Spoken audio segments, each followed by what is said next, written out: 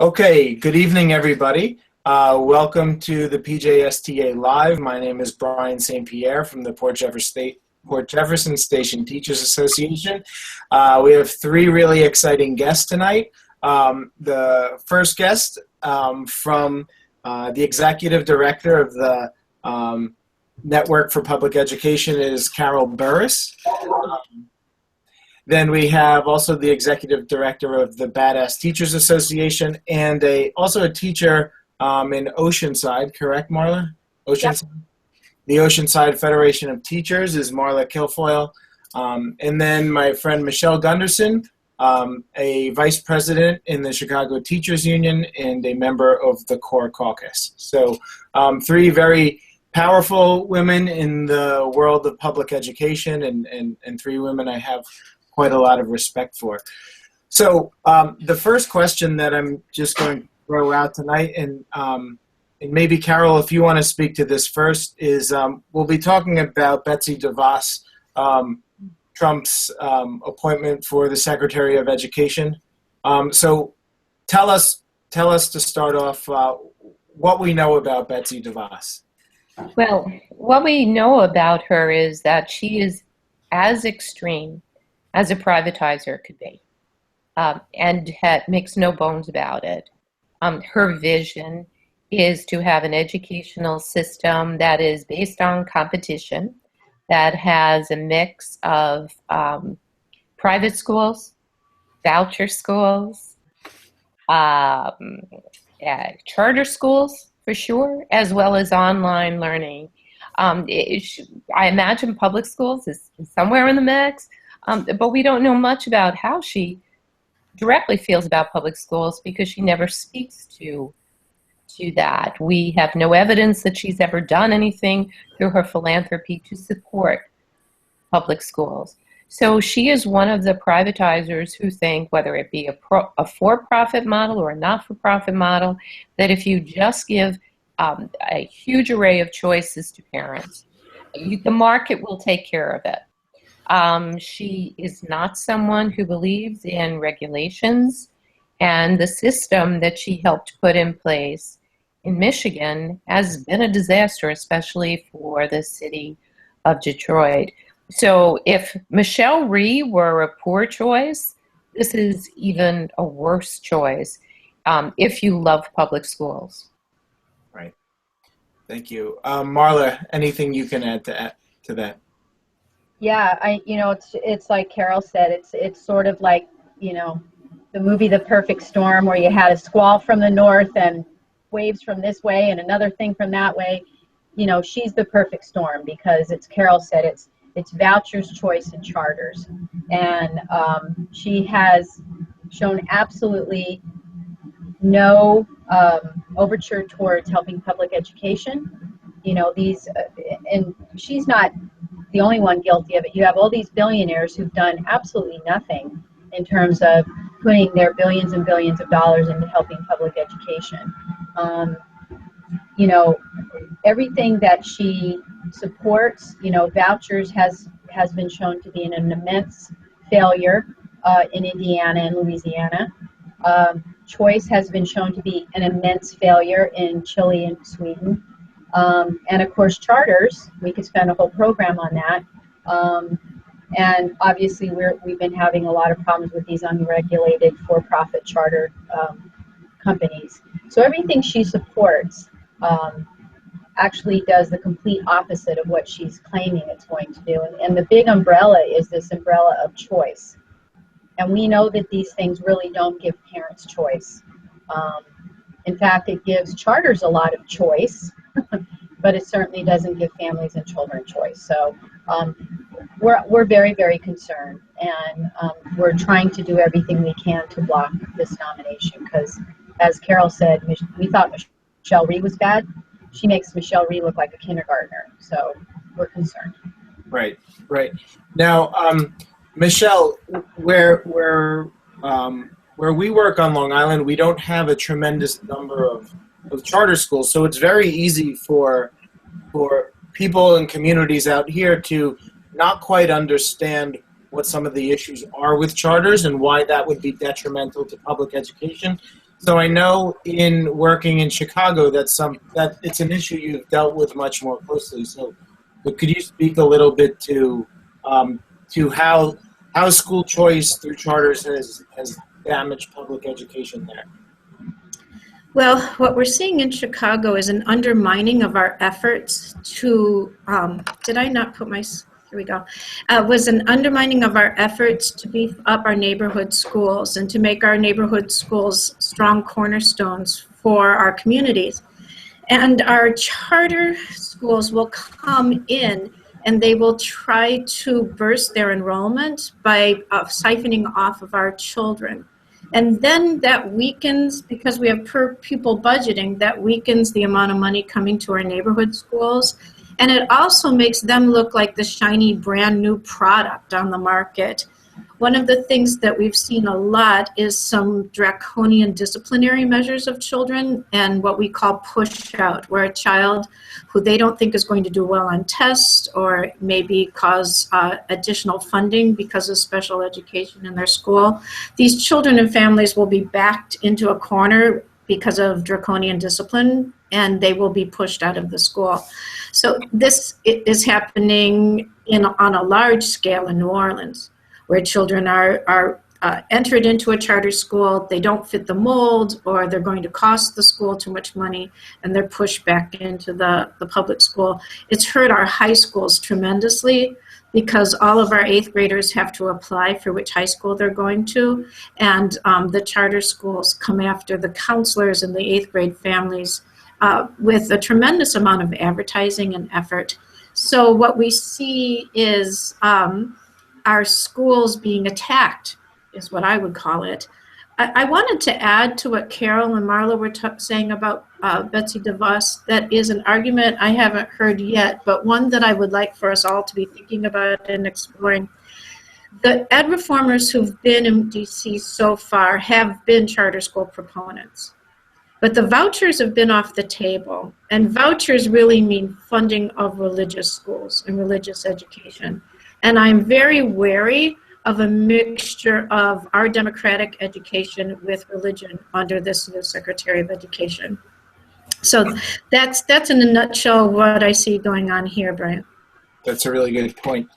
Thank you. So, so Marla or Carol, what would you, or what, Michelle did a nice job of sort of illustrating some of the issues with charters there, or as she talked about in Louisiana with different parts of the country.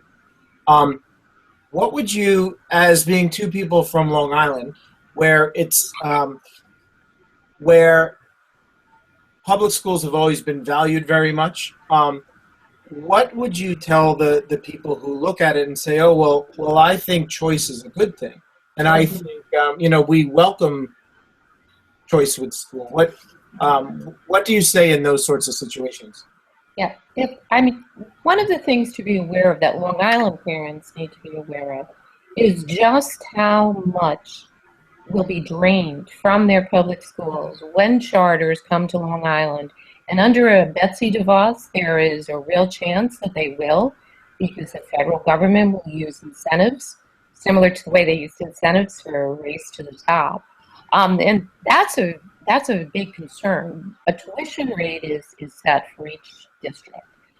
For example, in Rockville Centre, the tuition is $11,000. There are places where it's higher than that. You go out on the East End, it's up to $58,000. What that means is that if a child from that district leaves and decides to go to a charter, Rockville Centre has 3 kids who go to charters. They go to charters in Hempstead. That is, for Rockville Centre, $66,000 that leaves, that the taxpayers, right, have paid for, and that leaves with that child, leaves the district, and goes with the kid. So you can imagine what would happen if you had large numbers of students opting for charters, if all of a sudden there was a charter school for the gifted, right, or the charter school for kids who love music. Long Island would be devastated over time. And to believe that it would not is naive. All you need to do is to look at the state of California, to look at the state of Pennsylvania right next door, where districts are going in Pennsylvania using the same kind of a tuition system bankrupt. They're going belly up because it's so much money. All you need is a substantial number of kids to leave your district, and all of a sudden you don't have the money to run the district anymore. Right. And that is a real fear. And it could take the Long Island school system and it could bring it to its knees. And I think to piggyback off that, the other thing that, that I always tell people, one of the things here on Long Island that is sacred to a lot of families is your home. And your home is based on the school district you have. That's how they sell homes. So when we put up, home goes up for sale down the street from me, I live in Belmore. We have great schools here. We have great public schools. Carol had great, they have great public schools in Rockville Center. Where I teach is an amazing public school.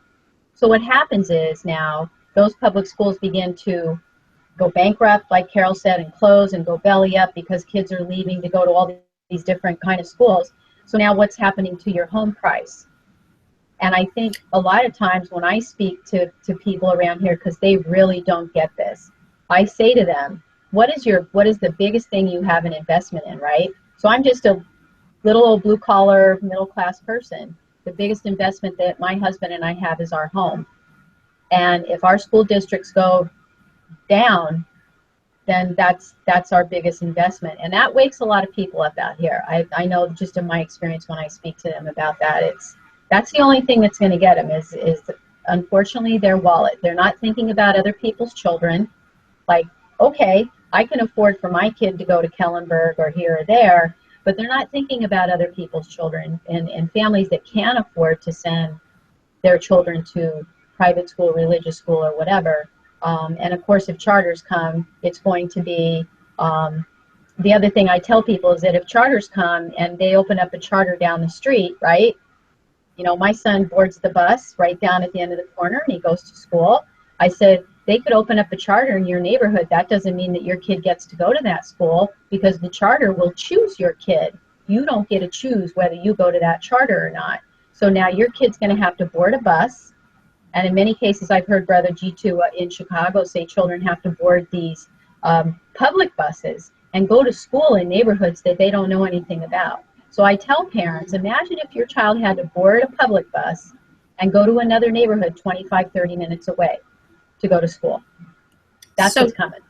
So Marla, I would love to piggyback on that because what we are experiencing in Chicago is children crisscrossing our city to go to school. Yeah. It's incredibly inefficient. It's inefficient for a child's time, the amount of time that they have to spend on a bus. It's inefficient for us money-wise to transport these children everywhere. It's inefficient environmentally to have that many children. We have 400,000 children in our school district.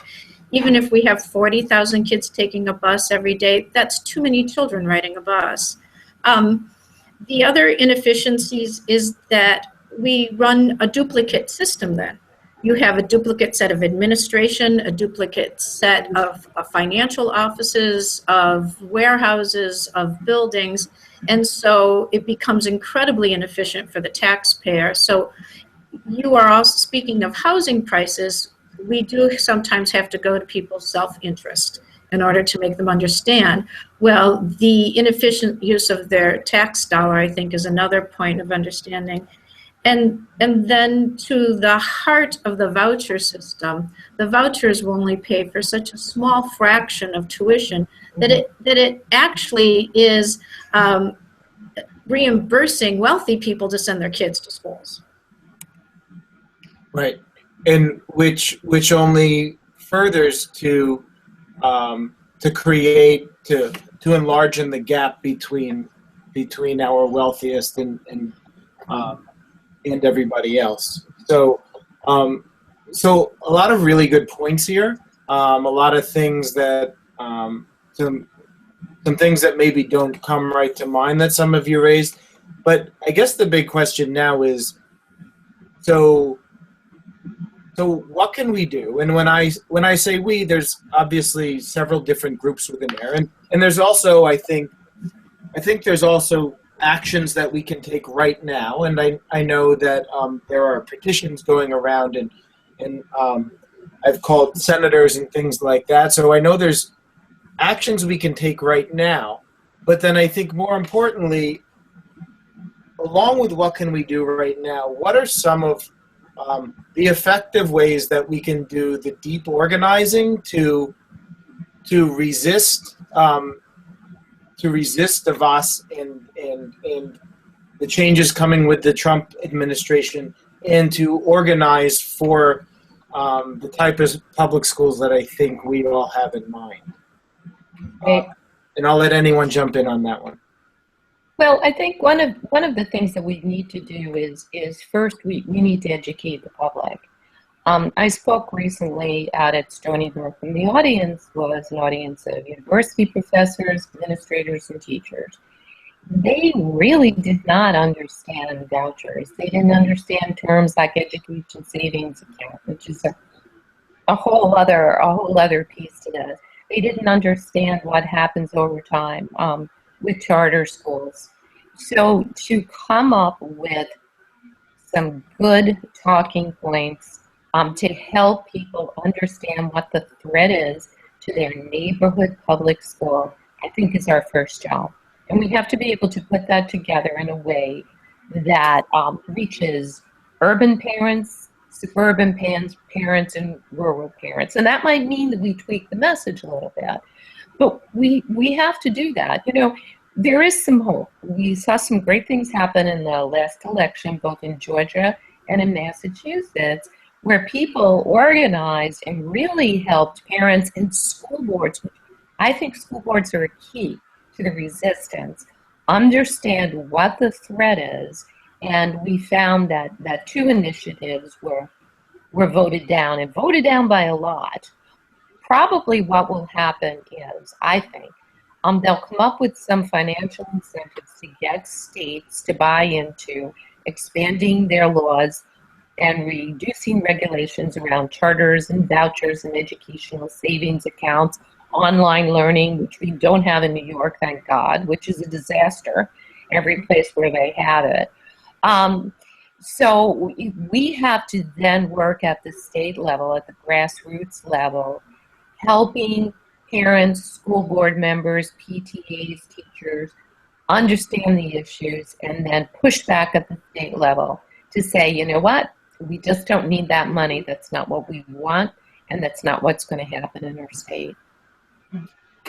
Thanks, Carol. I think I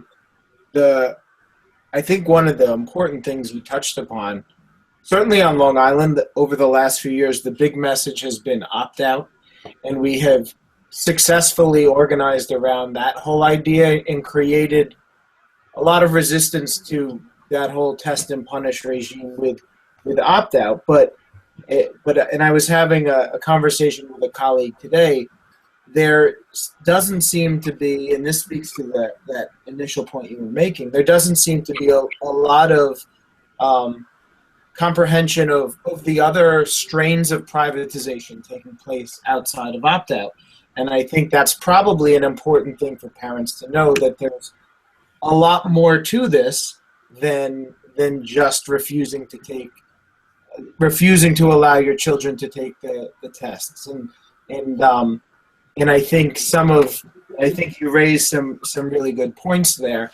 And I guess that's part of our mission now is to get those sorts of messages out. Does someone else want to kind of share ideas in terms of whether it be short-term or some longer-range deep organizing around these issues? Well, I wanted to talk in terms of union organizing, but I'd love to hear from Marla first about what BATS are thinking about and what their on-the-ground work is going to be like. Well, right now we're asking everybody to call, their senators, and also to make appointments. And we're telling them, even if you can't see these senators, go in and speak to their aides, I think sometimes it's a lot more effective to speak to education aides because they're really the ones that are advising the senators. So short term right now, that's what we've done. MPE just put out an amazing letter writing campaign. I think they're close to 90,000 now with that letter writing campaign, which is amazing. We've got a petition out that a Wabat started, which actually at NCUEA last week, they did approve this petition, and they are going to be supporting it and pushing it out. So we have that going. We also had a really good social media event the other night. But right now, in the short term right now, it's almost like we got to kind of do it in baby steps. We're asking people to make appointments with their senators or the aides, call, because we've really got to start doing these face-to-face things. And I think in the long term, we've been really talking to people in our network about creating ESTA teams. And my hope is in some capacity, I have to read the accountability regs that just came out. But I think it's going to be important to be able to find ways inside of ESTA that we can stop this at the state level, at least. And I think we're going to have to get to our state lawmakers. So those are kind of the things now. Let's call the senators. Let's try and get this woman blocked. I don't know if that's going to happen. Let's look at how ESTA can work for us at the state level, try to get our local teams together. And then I also think we got to get to our state lawmakers. In New York, we have a lot of them that are very friendly to us. And we just got to meet with them and say, okay, how can we collectively stop this woman from dismantling public education? So that's in the short term what we got hope going on. I want to speak from the perspective of a union leader. And one of the things that we know in Chicago is that there are many experts around the country and not to duplicate work. And with NPE, what we have is a wonderful resource for solid research and really intellectual framing. We have Diane Ravitch and Carol and Anthony Cody, who really do a wonderful job with that, communicating the issue on a national scale and a broad scale. And we support that. We support that financially, and we support that through the work. And then with the Badass Teachers, what you've done in your lobbying in Washington is something we could not do as a union, because you have these people from all over the country and you activate them so quickly. What our piece that I think we can give to this national perspective is what it looks like to rediscover what solidarity means. And starting to understand that as workers, we organize our buildings as if our life depended on it, because it does. If we do not have a good, solid local in our hand, well, we're going to end up with the model of Wisconsin, where our unions are going to be attacked from right and left. And I don't like to hyperinflate what we do here in Chicago, but I feel an incredible pressure, like we're the bastion for teachers as workers in our city. And for a union that's a fighting union and one that's also democratically organized, you can't go in there telling people what to do. You have to organize people into understanding what's happening and then working towards what is right for children, teachers, and communities. We have a really good example here in Chicago. There's a new middle school being opened up on the southwest side because of overcrowding. And the teachers there have decided to be union strong from the get-go.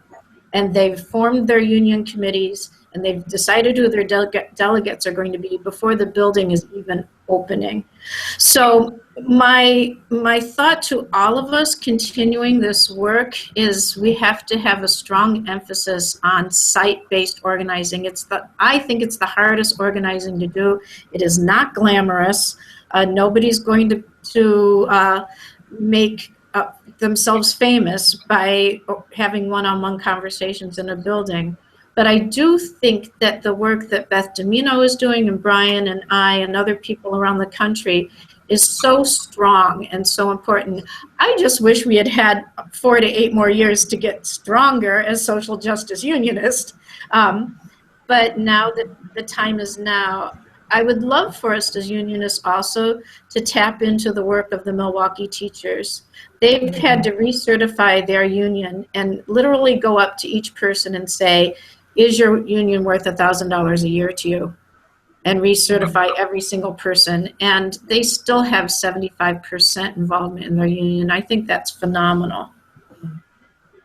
Excellent. Now, you talked about something that is like very near and dear to me, I guess. And so I'm wondering, Michelle, if you can just touch upon I think sometimes in our union cultures, we get, and this is my opinion, that we get caught up sometimes in resolutions, or we get caught up in there's lots of these forums out here that people go to, which sometimes get the sort of pep rally feel to it, and they're exciting. But you talked about site-based organizing, like real school-based organizing, and that how it's not really the glamorous work. It's not like the pep rally type feeling that you get from some of the forums, and it's not.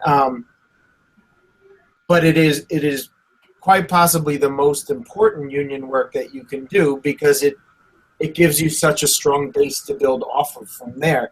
Can you talk a little bit about how, for anyone who's watching, who's in a local where they maybe don't feel their local is, or their union is as strong as they would want, or as strong as the type of union that you were talking about. Can you give us an idea of what goes into that site-based organizing? What does it look like in a school? I would like for anybody trying to do this work to have this question in the front of their mind. What would their school look like if teachers ran the school? What would your job look like? What would it be like for children if teachers actually ran your school? I have a wonderful administrator right now. She comes to us to ask us before she implements. If that happened at your school, what would your work life be like? And I can say that it took several years for our school to become such a strong union school, but one of the things that we've done is make sure that everybody feels equally involved and an equal voice. That's democratic unionism. So union meetings at our school are more important than the boss's leadership meeting.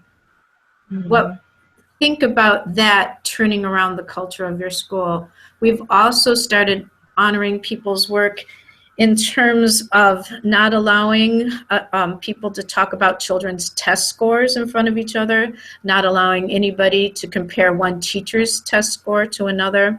And we have an opt-out rate of more than 85% at our school, because our teachers believe that the tests hurt our school, hurt our children, hurt our curriculum. So to me, the deep organizing happens through this vision of, when teachers run the school, how much better does this become? And then with that kind of commitment to what your school is like, how much more loyal are you to your union and to your colleagues? Also, I don't think teachers have done the world's best job of understanding their lives as workers, that they are workers that have rights, and that we aren't paid to be servants to the community. And understanding how to support your fellow worker in solidarity instead of in competition, which a measure to manage environment, a test-driven environment, pits one teacher against another. We've also taken our vision of a teacher-driven school, and we live what solidarity looks like inside our school. Excellent.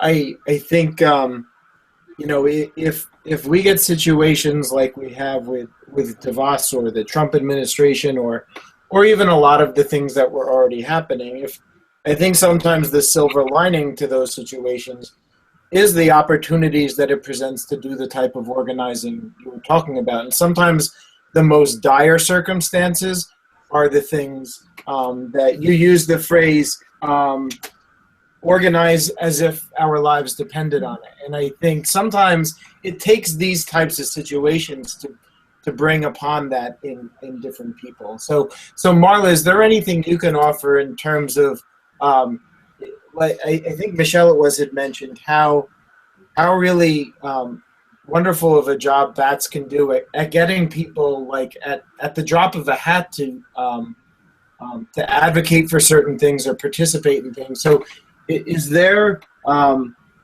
there strategies or things you can recommend in terms of getting people engaged in wanting to do that sort of work? Well, here's what I did. I took a very good piece of advice from Carol Burris. Carol and I had lunch. She probably doesn't remember this. We had lunch a while ago, and BATS was we were already churning and burning by that time, and we were actually rolling over to a nonprofit. And we talked a little bit, and I think I remember one of the things that she said was, I'm going to paraphrase it, and it stuck with me, that you really want to kind of try to surround yourself with like people that are going to be doing the work. There's people who talk the talk, but there's people who walk the walk, kind of thing.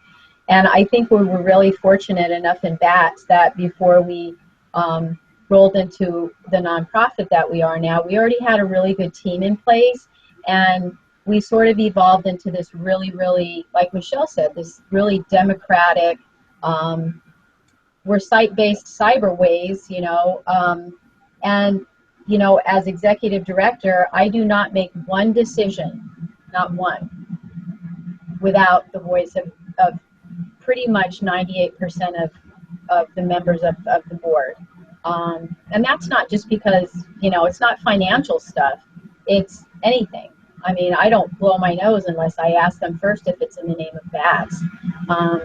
And we've got an immense amount of respect for each other. And honestly, we have a team that is, we've got probably about 200 people that volunteer for us. And we've just put this apparatus in place that it's like a little domino, that once you push a domino down, it goes, and people answer the call, and it's hard. It's a hard thing to do, but, people are committed to it. And I think structurally we all have a voice in what we do, and none of us really makes a move without getting kind of the okay of the group. And there's an immense, I will tell you, an immense amount of trust. I trust these people with my lives, and that's a huge thing, that they trust me as the executive director and Melissa as the assistant. But there's a huge amount of trust, and solidarity is very important. So it's all of those things that Michelle just brought up, only within the confines of like this organization. And I think that's why we can mobilize pretty quickly. And plus, we don't sleep. That's the other thing, right? Yeah, we don't sleep. I think that point you brought up about trust is really important. For me, part of what it originally got me to want to be an active member in my union is a situation where we had sort of at the time an unfriendly building administration, and having and I was very new at the time, but having veteran teachers who I trusted and who looked out for me and who looked out for each other, and creating a culture in our buildings where, an injury to one was an injury to all sort of thing, and everybody had each other's back. And that's a very important feeling, whether it's at a building level and then building out from there as we move forward. And I think as unionists, it's probably important that we spend time thinking about. For me, I know I try to reflect sometimes on how are my actions or how are my words either helping to move my building towards that, or taking us away from that. And sometimes I have to sort of check myself and think, maybe there's ways that I need to handle things differently or speak to people differently, along those lines. So, But I also think that's anything. Like I could even go outside of BATS. Like, you know, there's organizations that outside of unionism that have worked together in sort of this fight, you know, whether it's MPE or CTU or, you know, BATS or United Opt Out or, you know, Journey for Justice or any of these groups. You know, we are all interconnected by this trust that we have for each other, you know, and I think that's, you know, we may not seem like we're winning right now, but we're gonna be winning because, you know, we'll be able to place ourselves in positions where we can protect children and their families. And I think that's such a huge factor, you know, the trust that people have in each other and the work that people are doing. I trust the work that CTU is doing. I trust the work that MPE is doing. I trust the work that Journey for Justice is doing. It's trusting the work, and as well as the people. I think that's a huge thing too. okay. So, Carol, one follow-up question to something you talked earlier about, sort of changing the message or tweaking it a little bit, so that when we're talking about it moving away from just the opt-out and into the more other strains of privatization. And I was talking to a colleague about this today, and how, you know, we live in a culture that is that relies so much on just a headline that they can like, or that they can retweet or something like that. And it's such a challenge to find opportunities to really get in position to be able to engage people to the level that you can really educate people on all of this. And these aren't issues where we can you can throw a headline at them and they understand it. So do you have any advice or strategies for how we go about doing that sort of work? Yeah, you know what, you have to, I think, realize that you do have to have the headlines. What happened with vouchers, the term, you know, what Betsy DeVos wants to do is not new. This has actually been around for 60 years. It started with Milton Friedman. And they put it out first under the, you know, the terms of privatization. They also put it out using the phrase vouchers. Public didn't like vouchers for all of the reasons that Michelle and Marla talked about before. They don't want their tax dollars going to religious schools, going to private schools. So they made a very deliberate decision. They substituted the word vouchers with the word choice, right? Hey, who can be against choice? If you look at the Friedman Foundation now, its website, it's changed to Ed Choice. It's no longer called the Friedman Foundation anymore.